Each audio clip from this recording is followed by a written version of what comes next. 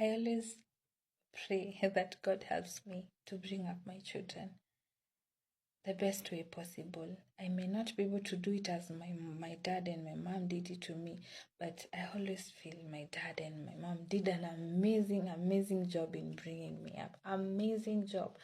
Like they tried to bring up an all-round child, spiritually tick, socially tick, personally, interpersonal, intrapersonal, tick. Like I always feel my parents did the best job, and I always sit and ask myself, God, will I be able to do the same for my children, or will my children ever sit and say what I'm saying today? My parents did an amazing job, and I can tell you, parenting is not an easy thing. It's absolutely not an easy thing. Unfortunately, parenting has no manual. No one can tell you this is the right way to parent, this is the wrong way to parent. And I always ask myself, how do my children see me? What kind of a parent do they see when they see me? How do they talk about me to their peers? What do they tell their peers about their mama?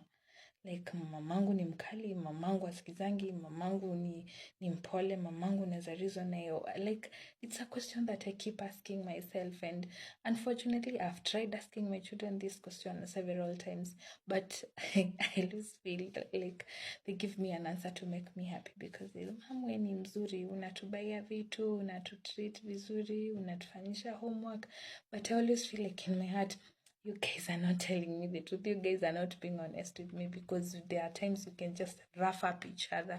And I always pray to God that my kids will never sit at any moment and feel like I hated them or I over-punished them. I always pray that they'll understand.